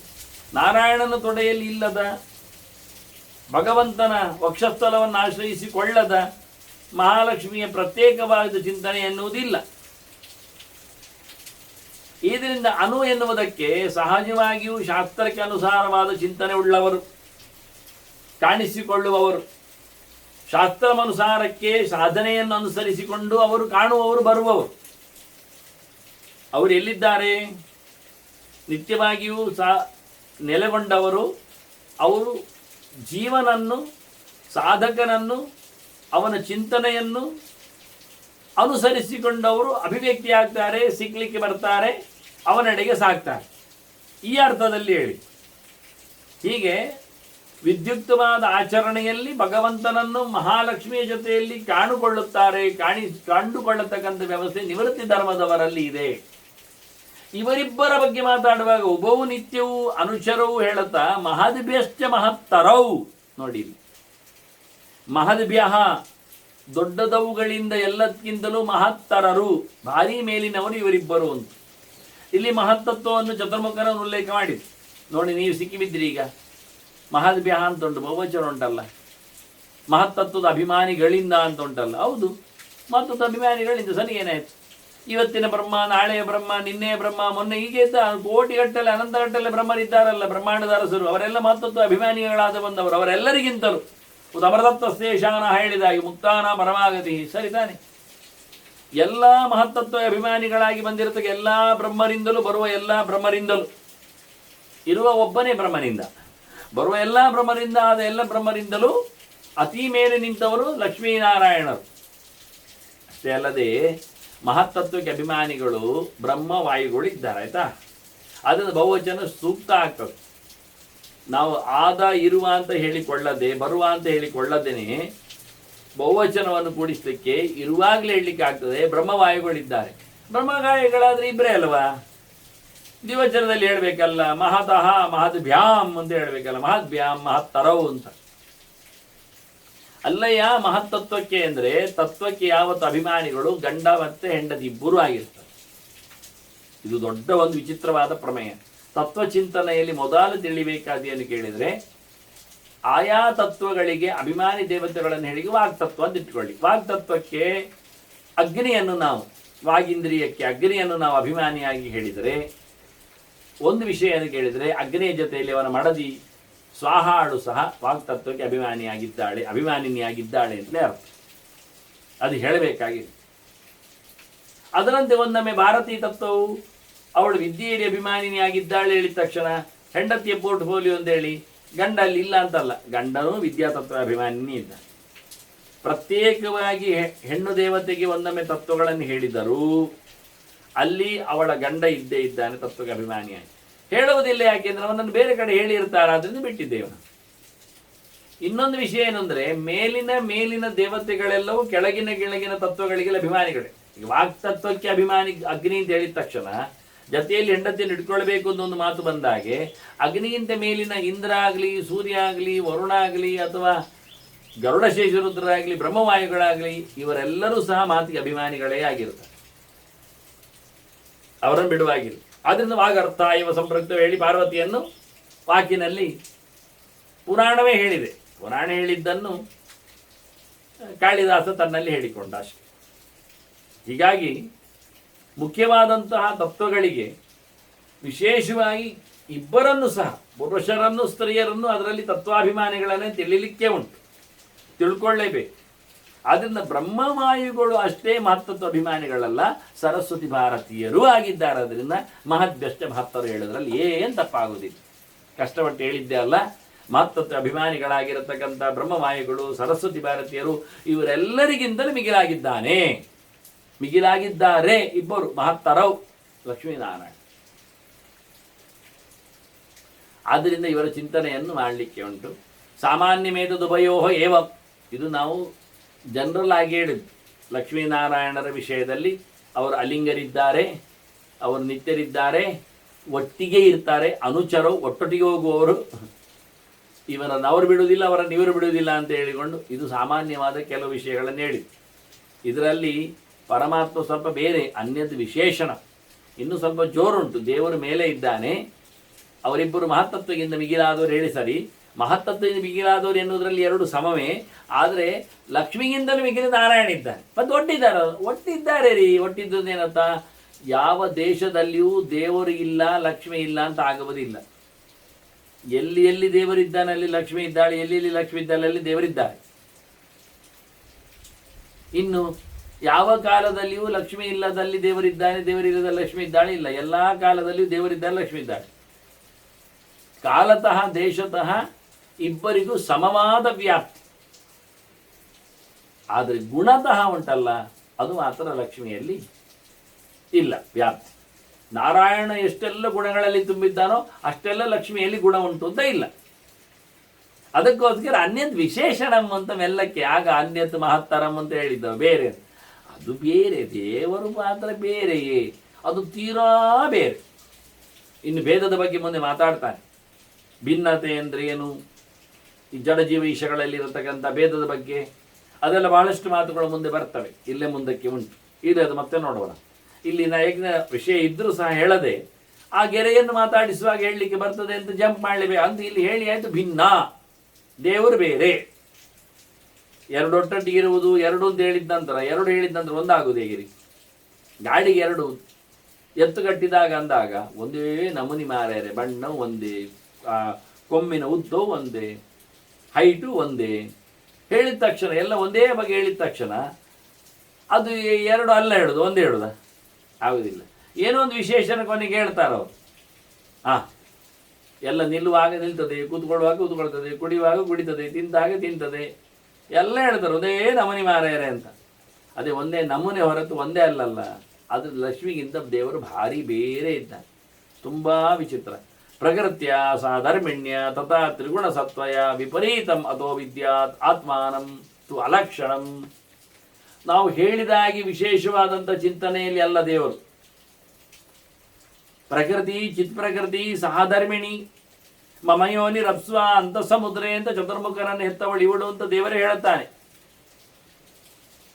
ಒಟ್ಟಿಗೆ ಇದ್ದಾಳೆ, ಭಗವಂತನ ಧರ್ಮವನ್ನು ಮಾಡ್ತಾ ಇರ್ತಾಳೆ. ಅವಳು ಮೂರು ಗುಣಗಳಿಗೂ ಅಭಿಮಾನಿನಿಯಾಗಿ ಬಂದಿದ್ದಾಳೆ. ಅದೇ ವಿಶೇಷ ಅಲ್ವಾ? ವಿಪರೀತ ಮತೋ ವಿದ್ಯಾತ್, ಇದೇ ವಿಶೇಷ. ತ್ರಿಗುಣಗಳ ಭಗವಂತ ತ್ರೈಗುಣ್ಯ ವರ್ಜಿತಂ. ಲಕ್ಷ್ಮಿಗೆ ತ್ರಿಗುಣಗಳ ಬಗ್ಗೆ ಅಭಿಮಾನವಾದರೂ ಉಂಟು, ಅದನ್ನು ನಡೆಸಿಕೊಳ್ಳಲಿಕ್ಕೆ ಕೆಲಸ ಉಂಟು ಅವಳಿಗೆ. ಹಾಗಾಗಿ ಭಗವಂತನನ್ನು ಇನ್ನೂ ವಿಲಕ್ಷಣನನ್ನಾಗಿ ನೋಡಲಿಕ್ಕೆ ಬರ್ತದೆ. ಅವನು ಲೌಕಿಕವಾದ ಲಕ್ಷಣಗಳಿಂದ ಅವನನ್ನು ಡಿಫೈನ್ ಮಾಡಲಿಕ್ಕೆ ಆಗುವುದಿಲ್ಲ ಅಂತ ಹೇಳಲಿಕ್ಕೋಸ್ಕರ ಅವನನ್ನು ಅತಿಯಾದ ಲಕ್ಷಣ ಸಂಪನ್ನನು, ಅಪ್ರಮೇಯನು, ಪೂರಾ ತಿಳಿಲಿಕ್ಕೆ ಸಾಕಲ್ಲೇನವನನ್ನು ಗುರುತಿಸಲಿಕ್ಕೆ ಹೇಳಲಿಕ್ಕೆ ಆಗದೇ ಇರುವವನು. ಯಾಕೆ ಹೇಗೆ ಅಂದರೆ ಪ್ರಕೃತೇಶ್ಚ ವಿಕಾರಾಣಂ ದ್ರಷ್ಟಾರಂ ಅಗುಣಾನ್ವಿತಂ. ತ್ರಿಗುಣಗಳು ಇಲ್ಲವನಲ್ಲಿ. ಅದು ಪ್ರಕೃತಿಯಲ್ಲಿ ಈ ಪ್ರಾಕೃತವಾದ ಪ್ರಪಂಚಕ್ಕೆ ಸಂಬಂಧಪಟ್ಟಂತಿರಲಿಕ್ಕೆ ಹೋಗಿ ಅದಾವುದೂ ಅಲ್ಲ. ಈ ತ್ರಿಗುಣಗಳ ಬಗ್ಗೆಯೂ ಮುಂದೆ ವ್ಯಾಖ್ಯಾನವನ್ನು ಉಲ್ಲೇಖ ಮಾಡ್ತಾರವರು. ಮಂಡೆ ಸುತ್ತಿದ ಮುಂಡಾಸಿನಂತೆ ಅಂತ. ಅದು ಮಂಡ್ಯಾಸು, ಅದು ಮುಂಡ್ಯಾಸು. ಮಂಡೆಗೆ ಹಾಸು ಅಂತ, ಅದು ಮಂಡಾಸು ಆಗಬೇಕು. ಅದು ಮುಂಡಾಸು ಮಾಡಿಬಿಟ್ರದು. ಇರಲಿ, ಏನೇ ಮಾಡಲಿ, ನಮಗೆ ಅದರ ಬಗ್ಗೆಯೂ ಚಿಂತನೆ ಕೊಡುವಾಗ ಈ ಗುಣತ್ರಯದ ಅನುಸಂಧಾನ ಬರ್ತದೆ. ಇರಲಿ, ಈಗ ವಾಸ್ತವವಾಗಿ ಪ್ರಕೃತಿಯ ವಿಕಾರಗಳು ಇದನ್ನು ನೋಡುವವ. ಪ್ರಕೃತಿ ಇಲ್ಲಿ ಜಡವಾಗಿ ಚಿತ್ಪ್ರಕೃತಿ ಜಡ ಪ್ರಕೃತಿಯ ಮೇಲೆ ತನ್ನ ಪ್ರಭುತ್ವವನ್ನು ತೋರಿಸ್ತಾ ಭೌತವಾದ ಭೌತಿಕವಾದ ಪಾಂಚಭೌತಿಕವಾದ ಈ ಪ್ರಪಂಚವನ್ನು ವಿಸ್ತಾರಗೊಳಿಸುವಲ್ಲಿ ದೇವರು ಏನು ಮಾಡ್ತಾರೆ? ದೇವರು ದ್ರಷ್ಟ, ದೂರದಲ್ಲಿ ಸಾಕ್ಷಿ, ಚೇತ, ಕೇವಲೋ ನಿರ್ಗುಣಶ್ಚ. ಅದೇ ವಿಷಯ, ದ್ರಷ್ಟಾರಂ ಅಗುಣಾನ್ವಿತಂ ಅಂತ. ಅವನು ಸಾಕ್ಷಿ ಇದ್ದಾನೆ ದೇವರು. ಇದರಲ್ಲಿ ಏನು ಆಗುವುದಿಲ್ಲ, ಅವನು ಇನ್ವಾಲ್ವ್ಮೆಂಟೇ ಇಲ್ಲ, ಎಂಥದೂ ಇಲ್ಲ ಇದರದ್ದು. ಕ್ಷೇತ್ರಜ್ಞ ಮಾಹುಹು. ಮುಖ್ಯವಾಗಿ ಹೇಳುವುದಾದ್ರೆ ದೇವರನ್ನು ಕ್ಷೇತ್ರಜ್ಞ ಅಂತ ಕರೀತಾರೆ. ಕೃಷ್ಣ ಇದನ್ನು ಬಹಳ ಸ್ಪಷ್ಟವಾಗಿ ಚಿಂತನೆಯಲ್ಲಿ ಕೊಟ್ಟಿದ್ದ. ಇದಂ ಶರೀರಂ ಕೌಂತೆಯ ಕ್ಷೇತ್ರಮಿತ್ಯ ವಿಧೀಯತೆ ಅಂತ. ಆಗ ನಾವು ರಥ ಅಂತ ನೋಡಿದೆವು ದೇಹವನ್ನು. ಕೃಷ್ಣ ಹೇಳ್ತಾನೆ ಇದು ಕ್ಷೇತ್ರ ಅಲ್ವಾ, ಮತ್ತೆ ಕ್ಷೇತ್ರ ಸ್ವಾಮಿಯನ್ನು ನೋಡಬೇಕಲ್ಲ. ನೋಡಬೇಕು, ಎಲ್ಲಿದ್ದಾನೆ? ದೇವರಲ್ಲ ಕ್ಷೇತ್ರ ಸ್ವಾಮಿ. ಮತ್ತೆ ನಾವು ನಾವೆಂತ ಕರ್ಮ, ನಮಗೆ ಕ್ಷೇತ್ರದ ಅರಿವು ಉಂಟಾ ಕೇಳ್ತೇವೆ. ನನಗೆ ಗೊತ್ತುಂಟು, ಕೈ ಎಷ್ಟು ಉದ್ದುಂಟು, ಕಾಲು ಎಷ್ಟು ಉದ್ದುಂಟು, ನಾನು ಎಷ್ಟು ಭಾರ ಇದ್ದೇನೆ, ಎಲ್ಲ ಆಧಾರ್ ಕಾರ್ಡಲ್ಲಿ ನಂದು ಎಲ್ಲ ಉಂಟು ಸ್ವರೂಪ, ಎಲ್ಲ ಅದರಲ್ಲಿ ಬರ್ತದೆ. ಇನ್ನು ಕರ್ಮ ಅಂತಾರೆ ಅವರು ವಿಚಿತ್ರವಾಗಿ. ಎಂದು ಗೊತ್ತುಂಟು ಮಾರಾಯ, ಮತ್ತೆ ಆಸ್ಪತ್ರೆಯಾಗಿ ಓಡೋದು ನೀನು. ಹೌದಲ್ಲ, ಗೊತ್ತಿಲ್ಲ ನಿನಗೆ. ನಿನ್ನ ಒಳಗೇನುಂಟು ಕಾಣ್ತಾ ಇಲ್ಲ, ನಿನಗೆ ಅರ್ಥ ಆಗ್ತಾ ಇಲ್ಲ. ಅದು ನೀನು ಕ್ಷೇತ್ರದಲ್ಲಿ ಇರುವುದು ಮಾತ್ರ ಕ್ಷೇತ್ರಸ್ಥ, ನೀನು ಕ್ಷೇತ್ರಜ್ಞ ಅಲ್ಲ. ಮತ್ತೆ ದೇವರು ಹೇಳ್ತಾನೆ, ಕೃಷ್ಣ ಹೇಳ್ತಾನೆ, ಕ್ಷೇತ್ರಜ್ಞಂಚಾಭಿಮಾಂ ವಿದ್ಯೆ ಸರ್ವ ಕ್ಷೇತ್ರೇಶು ಭಾರತ ಅಂತಾನೆ. ಒಂದು ವಿಷಯವನ್ನು ಕೇಳಿದರೆ, ಕ್ಷೇತ್ರ ಅಂದರೆ ಶರೀರ ಹೇಳಿದ ತಕ್ಷಣ ಎಷ್ಟು ಶರೀರ ಇಲ್ಲ? ಅದು ಲೆಕ್ಕ ಗೊತ್ತಿಲ್ಲ. ಈಗ ಪ್ರಪಂಚದ ಲೆಕ್ಕಾಚಾರ ಅಂತ ಹೇಳಿಕೊಂಡ್ರೆ ನಾವು ಮನುಷ್ಯರನ್ನು ಅಂತ ಹೇಳಿಕೊಂಡು ಒಂದು 600-700 ಕೋಟಿವರೆಗೆ ಹೋಗ್ತೇವೆ. ಮತ್ತೆ ಮರಮಟ್ಟುಗಳು ಜೀವ ಅಲ್ವ, ಅದು ಶರೀರ ಅಲ್ವ? ಹೌದಲ್ಲ. ಮತ್ತು ಇನ್ಸೆಕ್ಟ್ಗಳು, ಅಯ್ಯೋ ಅದು ಲೆಕ್ಕ ಮಾಡಲಿಕ್ಕೆ ಆಗುವುದಿಲ್ಲ. ಕ್ರಿಮಿಕೀಟಗಳ ಬಗ್ಗೆ ಮತ್ತೆಂತ ಮಾಡುವ? ಪ್ರಾಣಿ ಪ್ರಪಂಚ, ಪಕ್ಷಿ ಪ್ರಪಂಚ ಎಲ್ಲ, ಜಲಚರ ಜಂತುಗಳು, ನೀರೊಳಗೆ ಕೈ ಹಾಕಿ ಯಾರು ನೋಡಿದ್ದಾರೆ?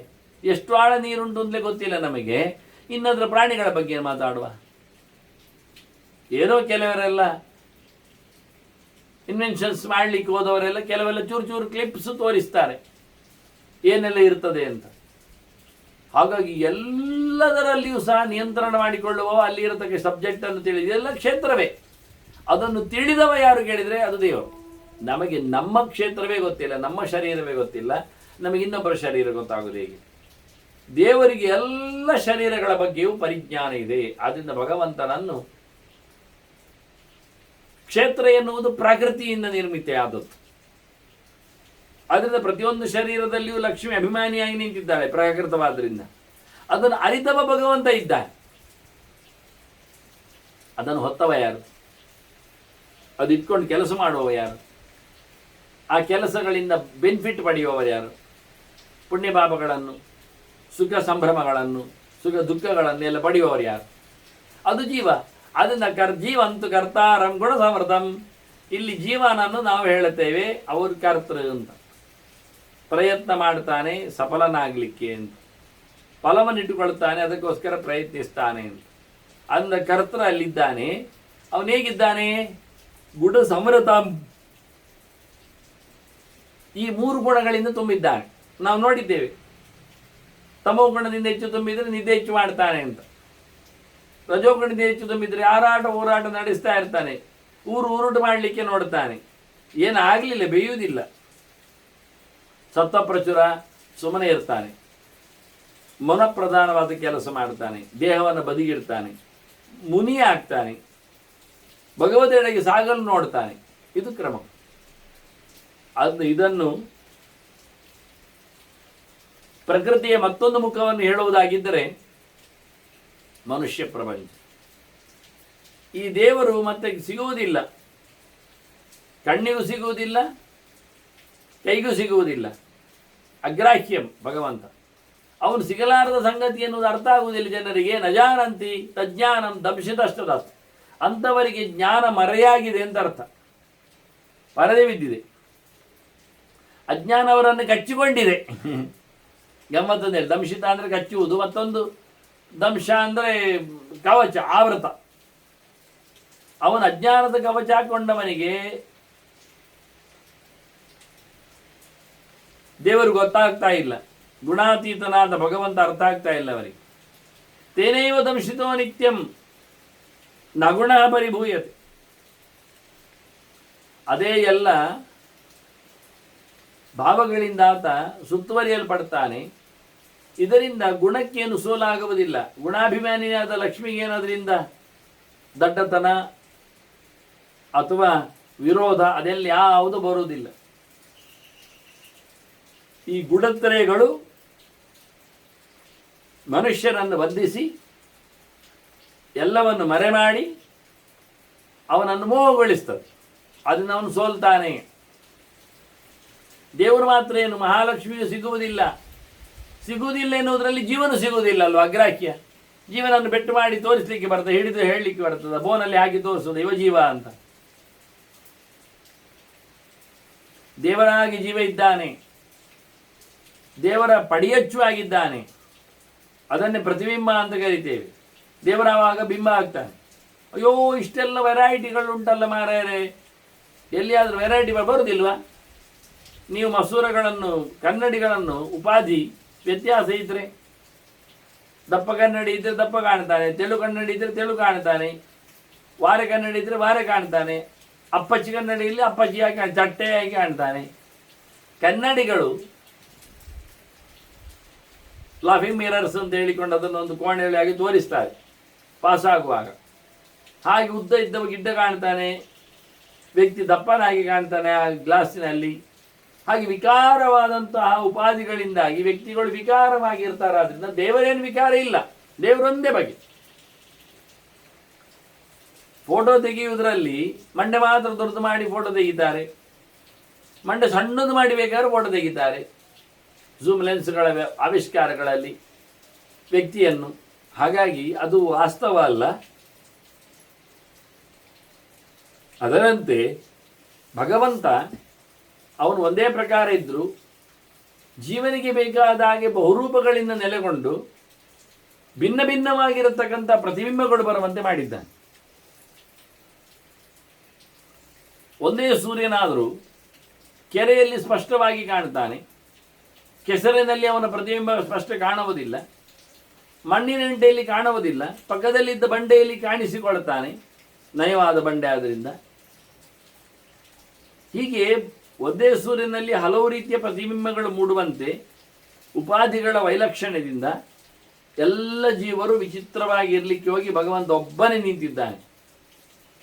ಅವನು ಅಗ್ರಾಹ್ಯೋ ಪುರುಷೋ ಏತೋ ಅಲಿಂಗತ್ವಾತ್ ಅಸಂಗಿನೋ. ಇಲ್ಲಿ ಜೀವನನ್ನು ಹಿಡಿಲಿಕ್ಕೆ ಆಗುವುದಿಲ್ಲ, ದೇವರನ್ನು ಹಿಡಿಲಿಕ್ಕೆ ಆಗುವುದಿಲ್ಲ. ಬಿಂಬ ಪ್ರತಿಬಿಂಬ ಭಾವ ಒಬ್ಬರದ್ದು ಇರಲಿಕ್ಕೆ ಹೋಗಿ ಎರಡರಲ್ಲಿ. ಸೂಕ್ಷ್ಮ ಎನ್ನುವುದು ಸರಿಯೇ, ನಿತ್ಯ ಸರ್ವಗತಸ್ಥ ಅಣು ಅಂತ ಹೇಳಿದ್ದು, ಅಜಲೋಯಂ ಸನಾತನ ಅಂತ. ಹಾಗಾಗಿ ಇವರಿಬ್ಬರು ಪುರುಷರು ಅಂತ ಇಲ್ಲಿ ಹೇಳಿದ್ರಿಂದ ಪುರುಷೋ ಏತು ಎನ್ನುವುದರಿಂದ ಪ್ರಕೃತಿ ಮತ್ತೆ ಪುರುಷ ಅಂತ ಅರ್ಥ ಮಾಡುವುದಲ್ಲ. ಪುರುಷಶ್ಚವೇ ಎರಡು ಪುರುಷವು, ಜೀವ ಮತ್ತು ದೇವರು, ಬಿಂಬ ಪ್ರತಿಬಿಂಬರು, ಅವರು ಅಲಿಂಗತ್ವಾತ್. ನೀವಾಗ ದೇವರಿಗೆ ಮಾತ್ರ ಮತ್ತೆ ಲಕ್ಷ್ಮಿಗೆ ಮಾತ್ರ ಲಿಂಗ ಶರೀರ ಇಲ್ಲ ಹೇಳಿದ್ದಲ್ಲ. ಹೌದು, ಇಲ್ಲಿ ದೇವರಿಗಿಲ್ಲ ಅಂತ ಆಯ್ತಲ್ಲ, ಜೀವನಿಗೂ ಇಲ್ಲ. ಇಲ್ಲ ಅಂದರೆ ಉಂಟು, ಉಂಟು ಅಂದರೆ ಇಲ್ಲ. ಅಂದರೆ ಅದು ಹೋಗುವಂಥ ಶರೀರ ಕಳ್ಕೊಳ್ಬೇಕಾದ್ದು ಶುದ್ಧ ಜೀವನಲ್ಲಿ ಇಲ್ಲ. ಬಂದದ್ದು ಮತ್ತೆ ಇರುವಂಥದ್ದು, ಬಂದದ್ದು ಅಂದರೆ ಹುಟ್ಟುವಾಗಲೇ ಇದ್ದದ್ದು, ತೆಗಿಲಿಕ್ಕೆ ಬರುವಂಥದ್ದು ಅಂತ ಹೇಳಿದ್ದ. ಬರುವಂಥದ್ದು ಅಂದರೆ ತೆಗಿಲಿಕ್ಕೆ ಬರುವಂಥದ್ದನ್ನು ತೆಗೆದುಕೊಳ್ಳಿಕ್ಕೆ ಆಗುವಂಥದ್ದು ದೇವರಲ್ಲಿ ಇದ್ದಿಲ್ಲ. ಆದ್ದರಿಂದ ಇಬ್ಬರು ಸಹ ಒಮ್ಮೆ ಹೇಳುವಾಗ ಇಬ್ಬರನ್ನು ಸಹ ಅಲಿಂಗತ್ವ ಅಂತ ಹೇಳುವುದರಲ್ಲಿ ತಪ್ಪಿಲ್ಲ. ದೇವರ ಬಡಿ ಹೆಚ್ಚು ಹೇಳಿದ್ದಲ್ಲ, ಶುದ್ಧವಾದ ಜೀವ ಅಂದಾಗ ಆಗಿರ್ತಾನೆ ಅಂತ. ಪ್ರಾಕೃತವಾದ ಧರ್ಮವನ್ನು ಪಡೆದಾಗ ಪ್ರಾಕೃತನಾಗ್ತಾನೆ. ಮತ್ತು ಅಸಂಗಿನವು, ಅವರಿಗೆ ಯಾವುದೇ ರೀತಿಯಾದದ್ದರ ಸಮ್ಮೇಳನ ಇಲ್ಲ. ಆದರೆ ಇವಾಗ ಕರ್ಮಸಂಗ ಮಾಡಲಿಕ್ಕೆ ಹೋಗಿ ಅಂಟಿಕೊಳ್ತಾನೆ, ಸಿಕ್ಕಿ ಬೀಳುತ್ತಾನೆ. ನಿಜವಾಗಿ ಅಂಟಿಕೊಳ್ಳದ ಜೀವ ಅಲ್ಲ, ಅಂಟಿಗೆ ಹೋಗ್ತಾನೆ. ಹಾಗಾಗಿ ದೇಹವನ್ನು ಅಂಟಿಕೊಳ್ಳುತ್ತಾನೆ, ಮುಂದುವರಿತಾನೆ, ಮತ್ತೆ ಹೂಡ್ತಾನೆ, ಮತ್ತೆ ಸಾಯ್ತಾನೆ. ಹೀಗೆ ಅಜ್ಞಾನದಲ್ಲೇ ಇರ್ತಾನೆ ದೇವರನ್ನು ಬಿಟ್ಟು ಹೋದವಾದರೆ. ಅದಕ್ಕೋಸ್ಕರ ಇವರಿಬ್ಬರಲ್ಲಿಯೂ ಸಹ ಯಾವುದೇ ರೀತಿಯಾದದ್ದರ ಸಂಪರ್ಕ, ಇದು ಗೆಲೋನು ಅಂತ. ಜೀವರಿಗೆ ಯಾರಿಗೂ ಸಂಬಂಧ ಇಲ್ಲ. ದೇವರು ಯಾರ ಮಗ? ಹಾಗೆಲ್ಲ ಇಲ್ಲ. ದೇವರು ಯಾರಪ್ಪ? ಆ ಬ್ರಹ್ಮನಪ್ಪ. ಅಲ್ಲಿ ಎಷ್ಟು ಬ್ರಹ್ಮನಾಗಿದ್ದಾರೆ. ವಿಕಾರದ ಅಪ್ಪತನ ಅವನಲ್ಲಿಲ್ಲ. ಇಡೀ ಪ್ರಪಂಚಕ್ಕೂ ದೇವರಪ್ಪನೇ. ಹಾಗೆ ಚತುರ್ಮುಖನಿಗೂ ಅಪ್ಪನೇ. ಅದೇ ಒಂದೇ ನಮನಿ ಅದು. ಹಾಗೆ ಭಗವಂತನಲ್ಲಿ ವಿಕಾರ ಇಲ್ಲ. ಅವನು ಪರಿಣಾಮಿ ಅಲ್ಲ. ಅವನ ದೇಹದ ಪರಿಣಾಮದಿಂದಾಗಿ, ಭೌತದಿಂದಾಗಿ ಚತುರ್ಮುಖನ ದೇಹ ನಿಷ್ಪತ್ತಿಯಾಗುವುದಂತೂ ಅಲ್ಲ. ಅವನ ಪ್ರಾಕೃತನಿದ್ದ. ಹೀಗಾಗಿ ಭಗವಂತನ ಬಗ್ಗೆ ಮತ್ತು ಜೀವನ ಬಗ್ಗೆ ಒಂದೇ ರೀತಿಯಾದ ಚಿಂತನೆ ಹೇಳುತ್ತಾ, ಇವನಿಗೇನು ಸಂಯೋಗ ಆಯಿತು, ಏನು ಸಂಬಂಧ ಬಂದು, ಸಂಘಕ್ಕೇನು ಕಾರಣ ಜೀವನಿಗೆ? ದೇವರು ಏನೂ ಸಂಘ ಮಾಡುವುದಿಲ್ಲ. ಜೀವನೇನು ಕಾರಣ ಕೇಳಿದರೆ ಸಂಯೋಗ ಲಕ್ಷಣ ಉತ್ಪತ್ತಿ ಅಂತ. ಅವನು ಹುಟ್ಟಿ ಬರ್ತಾನಲ್ಲ, ಅದುವೇ ಅವನಿಗೆ ಒಂದು ದೇಹದ ಸಂಯೋಗ. ದೇವರಿಗೆ ಬರಲಿಕ್ಕೆ ದೇಹ ಬೇಡ, ಜೀವನಿಗೆ ಕಾಣಲಿಕ್ಕೆ ಇಬ್ಬರಿಗೂ ಕಾಣಬೇಕು, ಜೀವನಿಗೆ ಕಾಣಲಿಕ್ಕೆ ದೇಹ ಬೇಕು. ಅಂಥದ್ದೇ ಎಲ್ಲಿ ಬರ್ತದೆ? ಕರ್ಮ ಜಾಗೃಹ್ಯತೆ ಯಥ, ಕರ್ಮದಿಂದ ಬರ್ತದೆ. ಅವನು ಮಾಡುವ ಕರ್ಮಗಳು ಹೇಗಿರ್ತದೆ ಹಾಗೆ ಬರ್ತದೆ ದೇಹಗಳು. ಎಂತೆಂತ ಮಾಡ್ತಾನೆ ಕರ್ಮ, ಹಾಗಾಗಿ ಕರಣೈಹಿ ಕರ್ಮ ನಿರ್ವೃತ್ತೈಹಿ ಕರ್ತ ಯದ್ಯದ್ ವಿಚೇಷ್ಟತೆ. ಯಾವ ರೀತಿಯ ಕರ್ಮ ಮಾಡ್ತಾನೋ ಆ ರೀತಿಯಾದ ದೇಹವನ್ನು ಪಡಿತಾನೆ. ಅಲ್ಲ, ದೇಹದಲ್ಲಿ ಕರ್ಮ ಆಗುವುದಲ್ವಾ, ಅದಕ್ಕೆ ಮನಸ್ಸಿನಲ್ಲಿ ಮಾಡುವುದು. ಸೃಷ್ಟಿಯ ಒಂದು ಕಥೆ ಹೀಗೆ. ಆರಂಭದಲ್ಲಿ ಸೃಷ್ಟಿ, ಇವೊಬ್ಬ ಚತುರ್ಮುಖ ಇದ್ದಾನಲ್ಲ, ಅವನ ಪಿರಿಯಡಿನಲ್ಲಿ ಯಾರಿಗೆಲ್ಲ ಮೋಕ್ಷ ಆಗಲಿಕ್ಕೆ ಇರುತ್ತದೆ ಅಂತಹ ಜೀವರನ್ನು ಒಂದು ಮುಷ್ಟಿ ಹಾಕ್ತಾನೆ ದೇವರು ಹೊರಗೆ. ಬ್ರಹ್ಮಾಂಡದಲ್ಲಿ ಬ್ರಹ್ಮಾಂಡ ಕಟ್ಟಿ ಕೊಟ್ಟು ಒಂದು ಲೇಯರ್ಸ್ ಹಾಕಿ ಇಷ್ಟು ಜಾಗದ ಒಳಗೆ ಅಂತ ಆ ಜೀವರನ್ನು ಹಾಕ್ತಾನೆ. ಆ ಜೀವರು ಸಹಜವಾಗಿ ಅವರದ್ದೇ ಆಗಿರತಕ್ಕಂಥ ನಮೂನೆಯಲ್ಲಿದ್ದಾರೆ. ಕ್ಷುದ್ರ ಮಿಶ್ರಾಣಿವ ಬೀಜಾನಿ ಹೇಳಿದ ಹಾಗೆ ಸಾತ್ವಿಕ ರಾಜಸ ತಾಮಸವಾದಂತಹ ಸ್ವಭಾವಭೂತವಾದ ಧರ್ಮದಿಂದ ಆಲ್ರೆಡಿ ನಿಜವಾಗಿ ಜೀವ ಬಂದಾಗ ಅಂದರೆ ಬೀಜ ಇದ್ದ ಹಾಗೆ, ಭತ್ತ ಇದ್ದ ಹಾಗೆ ಶರೀರಗಳ ರಾಶಿಯಲ್ಲೇ ಕೂತಿರ್ತಾರೆ. ಹಾಗೆ ಬ್ರಹ್ಮಾಂಡದಲ್ಲಿ ಬಂದವರು ಅವರವರ ಸ್ವಭಾವಕ್ಕೆ ತಕ್ಕಂತೆ ಮಾನಸವಾದ ಕೆಲಸವನ್ನು ಮಾಡ್ತಾರೆ. ಅವರು ಅದಕ್ಕೆ ಪೂರ್ವಕರ್ಮ ಎಲ್ಲ ಇಲ್ಲ. ಏನು ಇದು ಮೊದಲ ಬಾರಿ ಬಂದದ್ದವರು. ಮೊದಲ ಬಾರಿ ಬಂದಾಗ ಮನಸ್ಸಿನಲ್ಲಿ ಅವರು ಅವರ ಸ್ವಭಾವದಂತೆ ಕೆಲಸ ಮಾಡ್ತಾರೆ. ಆ ಕೆಲಸಕ್ಕನುಗುಣವಾಗಿ ಮತ್ತೆ ಸ್ಥೂಲ ದೇಹವನ್ನು ಪಡಿತಾರೆ. ಆನಂತರ ಮತ್ತೆ ಕರ್ಮಗಳು ಉತ್ಪನ್ನ ಆಗ್ತವೆ, ದೊಡ್ಡ ಮಟ್ಟಿನಲ್ಲಿ ಮುಂದುವರಿತದೆ. ಹಾಗಾಗಿ ಕರಣೈ ಕರ್ಮ ನಿರ್ವೃತ್ತೈ ಕರ್ತ ಯದ್ಯದ್ ವಿಚೇಷ್ಟತೆ. ಅವನ ಉಪಕರಣಗಳಿಂದ, ಮಾನಸವಾದದ್ದು ಬಾಕ್ಯವಾದದ್ದಗಳಿಂದ ಹೇಗೆ ಅವನು ನಡೆಸ್ತಾನೋ ತನ್ನ ದೇಹವನ್ನು ಪಡೀಲಿಕ್ಕೆ ಅಂಥ ದೇಹವನ್ನು ಪಡಿತಾನೆ. ಅವನು ಪ್ರಾಣಿ ದೇಹವನ್ನು ಪಡಿತಾನೆ, ಹಕ್ಕಿ ದೇಹವನ್ನು ಪಡೀಬಹುದು, ಕ್ರಿಮಿಕೀಟಗಳದ್ದು ಆಗಲಿಕ್ಕುಂಟು. ಈ ರೀತಿಯಾಗಿ ಅನೇಕ ಪ್ರಕಾರದ ವ್ಯವಸ್ಥೆಗಳಿಂದ ಅವರು ಚೇಷ್ಟೆಗಳಿಂದಾಗಿ ಅವ್ರ ಬಾಡಿಯನ್ನು, ದೇಹವನ್ನು, ಶರೀರವನ್ನು ಹೊತ್ಕೊಳ್ತಾನೆ. ಆದ್ದರಿಂದ ಅವನನ್ನು ಬೇರೆ ಬೇರೆ ರೀತಿಯಿಂದ ಕೀರ್ತದೆ ಶಬ್ದ ಸಂಜ್ಞಾಭಿ, ಬಹುಪ್ರಕಾರಗಳಿಂದ ಮಾತಾಡ್ತಾರೆ. ಶಬ್ದಗಳೇ ಹೇಳ್ತಾರೆ. ಮರ ಅಂತಾರೆ, ಮೊಟ್ಟೆ ಅಂತಾರೆ, ಹಕ್ಕಿ ಅಂತಾರೆ, ಕ್ರಿಮಿ ಅಂತಾರೆ, ಕೀಟ ಅಂತಾರೆ, ಇನ್ನೇನೇನೋ ಹೇಳ್ತಾರೆ, ಹೇಳಿಕೊಂಡು ಹೇಳ್ತಾರೆ, ಮುಂದುವರಿತಾರೆ. ಅವನೇ ಕೇಳ್ತಾನೆ, ನಾನು ಯಾರು, ನೀನು ಯಾರು, ಅದು ಎಂಥದ್ದು, ಇದೇನು, ಕೋಹಂ, ಕಯೇಶಃ, ಕೋಸೌ, ಈ ರೀತಿಯಾಗಿ ಈ ಶಬ್ದಗಳು ಪ್ರಪಂಚದಲ್ಲಿ ಜಾತಿಯ ಮೇಲೆ, ಜಾತಿ ಅಂದರೆ ಉದ್ಬೀಜಗಳು ಅಂತ ಒಂದು ಜಾತಿ, ನೆಲ ಒಡೆದು ಬರುವುದು ಅಂತ ಮರ ಜಾತಿ, ಮತ್ತು ಅಂಡಜ ಅಂತ ಅರ್ಥ, ಮೊಟ್ಟೆ ಹೊಡೆದು ಬರೋದು ಅಂತ ಅರ್ಥ, ಸ್ವೇದಜ ಅಂತ ಅರ್ಥ, ಗಲೀಜುಗಳಿಂದ ಉತ್ಪತ್ತಿಯಾದ ಕ್ರಿಮಿಕೀಟಗಳು ಅಂತ ಅರ್ಥ, ಜರಾಯುಜ ಅಂತ ಅರ್ಥ, ಗರ್ಭಚೀಲದಿಂದ ಬರುವವುಗಳು ಅಂತ ಅರ್ಥ. ಹೀಗೆ ಏನೇನು ಯಾವ್ಯಾವುದೋ ರೀತಿಯಲ್ಲಿ ಅದರ ಚಿಂತನೆಗಳು ಬರ್ತಾವೆ. ಒಟ್ಟದಕ್ಕೆ ಕಾರಣವಾದದ್ದು ಅವನ ಕರ್ಮ, ಅವತ್ತಕ್ಕೆ ಕಾರಣವಾದದ್ದು ಅವನ ಸ್ವಭಾವ. ಇದರಿಂದಾಗಿ ಅವನಿಗೆ ಇಂದ್ರಿಯಗಳು ಬರುವಂಥದ್ದು. ಬಾಲ ಬರ್ಬೋದು, ಕೊಂಬು ಬರ್ಬೋದು, ಕೈಕಾಲುಗಳು ಬರ್ಬೋದು, ಬಾರದೇ ಇರಬಹುದು. ಎಷ್ಟೆಲ್ಲ ಇಂದ್ರಿಯಗಳಿಲ್ಲದವು ಇದ್ದವುಗಳಿಲ್ಲ. ಅದನ್ನು ಯಾವ ಯಾವ ಚೇಷ್ಟೆಯನ್ನು ಹೇಗೆ ಹೇಗೆ ನಡೆಸಿದ್ದಾನೋ ಅಂಥ ಸ್ಥೂಲವಾದಂಥ ದೇಹಗಳಿಗೆ ಕಾರಣ ಆಗ್ತದೆ ಅಂತ ಹೇಳಿತು. ಈ ರೀತಿಯಾಗಿ ಅವನು ದೇಹಗಳನ್ನು ಪಡೆದು ಮುಂದುವರಿತಾನೆ ಅಂತ ಈಗ ಪ್ರವೃತ್ತಿಯ ಒಂದು ವಿಚಿತ್ರವಾದ ನಡೆಯನ್ನು ಆರಂಭದಿಂದ ಉಲ್ಲೇಖ ಮಾಡ್ತಾರೆ. ಮುಂದೆ ಅದರ ವಿವರಣೆಗಳನ್ನು, ತಪಸ್ಸಿನ ಪ್ರಭಾವಗಳಲ್ಲಿ ಬರತಕ್ಕ ಚಿಂತನೆಗಳನ್ನು ಮತ್ತೆ ಬೆಳೆಸ್ತಾರೆ. ಅದರ ಬಗ್ಗೆ ಮತ್ತೆ ಚಿಂತನೆ ಮಾಡುವ ವಂದನೆಗಳೊಂದಿಗೆ